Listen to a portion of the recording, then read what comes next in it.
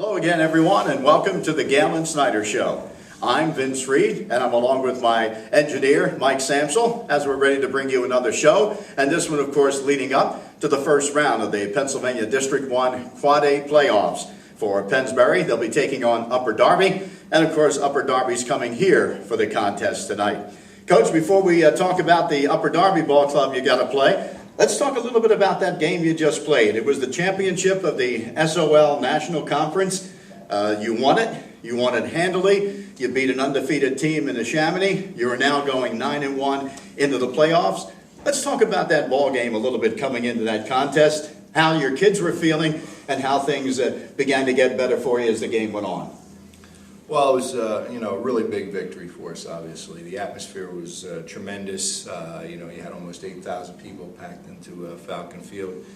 You had two teams. You had an 8-1 team versus a 9-0 team, and you also had the league title on the line. And so it was a great atmosphere for high school football. And obviously, we're pleased, to say the least, in how our kids responded. You know, I was looking at that game, and I had mentioned all week long, and I was looking at your two teams, and it was reminding me of some of the big games ever played between the two arch rivals, Pennsbury and the Chamonix. And I think myself, along with, I would venture to say, maybe 95% of the people ended up showing up or listening to the ball game. And we had a good listening audience too, we know. And that's the fact that they could also watch the ball game being streamed live. And the thing is, no one had predicted either one of your teams would win like they did. I think almost everybody thought it would be one of those real close games down to the wire. Well, it's only natural to think that you have two good teams going at it, and two teams that are very familiar with one another, that you would expect it to be a close game. But we seemed to get the momentum there, especially in the second quarter, and it just became our ball game. Yeah, Rob Daly picking up that pass on the first series, got you a touchdown right away, got you ahead in the ball game. You were having trouble moving the ball against their defense, and I thought the biggest thing was going to be the difference in the game. I thought I even mentioned it on the pregame show, was the 8-man front they would throw up. The 4 down linemen, the 4 linebackers, all seniors, all very good players, excellent ball players, some of them going to go on to college. And I thought the difference would lie in their defense, their 8 front men. And really, I thought if they could stop your trio of backs plus Breon Clark, the quarterback, that they were going to be in a good position. But boy, when it hit that second quarter of play, I realized that you guys were taking advantage of them, and you could actually get through that first 2 lines of defense. Yeah, we sort of, from an offensive standpoint, took the game over in the second quarter. Our kids were able to open up some seams up front for our backs, and we were very pleased with the way our boys responded. I think one of the things I mentioned was the fact that they had, of course, they had DeAndre Pollard on their side. He's been averaging just over 200 yards a game. You held them, when I say held, he still got 137. But you held them pretty much in check as far as that goes with Pollard. And the other thing is you stopped him from getting into the end zone. And the biggest thing was, that's what I was worried about. And as far as that goes, what would the Chamonix be worried about? I think is the fact that they had to stop all of your guys, not just one. Yeah, we did a pretty nice job with Pollard and their offense altogether. I mean, if you look at us defensively, they're a big, strong team. They're going to win some physical battles one-on-one against you. But the idea was, even when some guys were losing some physical battles, the rest of the guys were still getting to the ball and making plays. So, as far as the offense, like I said, we really turned it on once we hit that second quarter. And I think one of the things, too, of course, was the fact that you kept them off the scoreboard as far as the touchdown. They got 3 against you. And, of course, they've been the one that's been having the defense that everybody's been talked about. I keep telling people that your defense has improved from week to week. And really, when it comes down to it, I saw even more improvement this time. So that's a very good sign. You've improved right through the entire 10 ball games you played so far this season on defense. That's going to make you feel good with the youth on that defensive side. Yeah, we actually started 8 underclassmen on defense this week against the Chamonix. So, but they have improved, and they're not, the kids who are sophomores like Daly. I mean, they're sophomores, but they're really at this point very experienced, a lot of game experience. All right, we're going to talk about the Upper Darby Ball Club that's coming into town for tonight's ball game, coming up right after this. At an orthopedic institute, world-class specialists, surgeons, and technology are a must. Personal care is too. The ARIA 3B Orthopedic Institute is redefining care in Center City, Bucks County, and South Jersey. With over a century of experience, the 3Bs, Doctors Booth, Bartolozzi, Balderston, and their partners, personally guide you from treatment through recovery.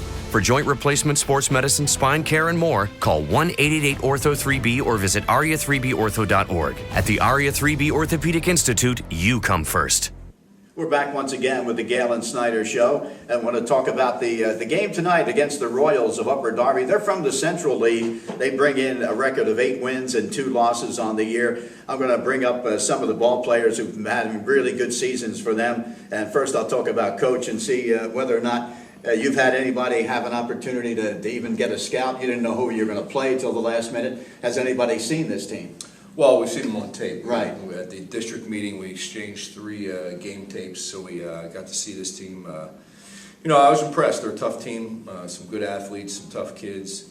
I think coaching-wise, they run a spread offense, but the coach is an old wing T guy, so they have done a nice job on defense with regard to stopping some of the wing T teams that they face. They seem to have a good concept for it.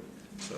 Well, let's take a look at some of their offensive players. Their quarterback is Chris Rossiter. Rossiter has passed 56 times, or 56 completed for 110 passes, 877 yards and 12 touchdowns. He's had 4 interceptions. He's rushed for 616 yards and 6 touchdowns. When you look at his rushing and passing, you know how much he means to this team, because he's second in rushing as well with this ball club, along with the fact that he's the quarterback who's the one who throws. He's a real good athlete. I've been impressed with him. He's a tough kid, good athlete. He's the #1 threat on their team as far as that goes, and he can do both. He can run and pass equally well. And then you've got a couple of guys here. One is the other running back who's really back there with Rossiter, that does most of it, and that's Cyrus Barley. And he's a senior running back with 771 yards and 13 touchdowns. It seems how those two seem to go is how the game's going to go. Right. He's their speed guy. They try to get outside with him, and actually the quarterback does a lot of the inside running for him. In that spread type of system. They're a pretty good team. They're definitely. I've been impressed with what I've seen from them. And you look at the receivers that they have. DeAndre Pendergrass is one that's got 16 receptions for 430 yards, 7 touchdowns. And Justin Vendetti has 17 receptions for 275 yards and 4 touchdowns. So when they go to the air, they're primarily the 2 targets he's looking for. Yep. They're balanced that way. They're a little bit like. They're a spread team that runs more than they pass, but at the same time, they have the opportunity to make some big plays passing the ball, and they showed on film that they could do that. And of course, when you look at the defensive side, they've got Larry Miller. He's one of their linebackers. He has 114 tackles to lead them in that, and he has 5 sacks along the way. Of those 114, just about half of them are solo tackles for this ball club. Well, they're physical defense. They run a 4-3 most of the time, especially against the wing T. They're going to put everybody up. They're going to play a 9-10 man front out of their 4-3, and so it's going to be a challenge for us. They're physical, they're active, and it's going to be a good game. And of course, another guy there is going to be another man who does a lot of it. That's Tyreek Green, who's an inside linebacker, and he has 65 tackles along the way. The thing that I looked at and was interesting to me was that the safety, Rory Bellawar, has 87 tackles, which means to me they're either getting through the line or he's cheating up a little bit to try to get the tackle early on. Well, like I said, they put a lot of, at least the videos we saw, they really, their intent is to stop the run. Right. And then make you pass. So, yeah, for a safety to have himself 87 tackles, that's a lot. Yeah, we're going to see a lot of the opposite colored jersey about 5 yards and in from the line of scrimmage.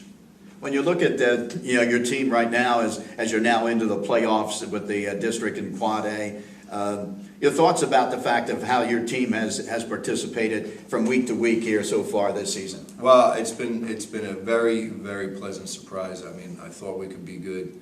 I didn't know we could be as good as we've been playing, so it's pretty exciting from that standpoint.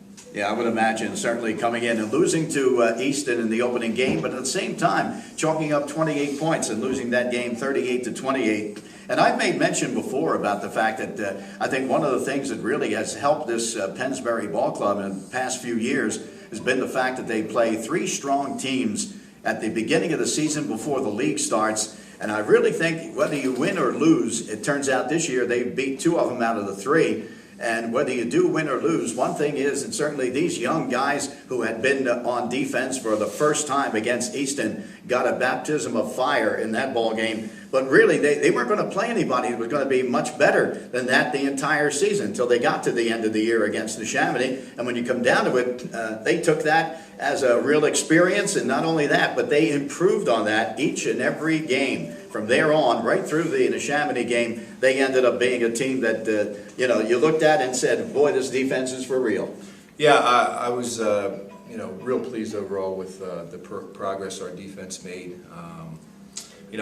As I said, a lot of underclassmen starting for us, young squad, but we got better.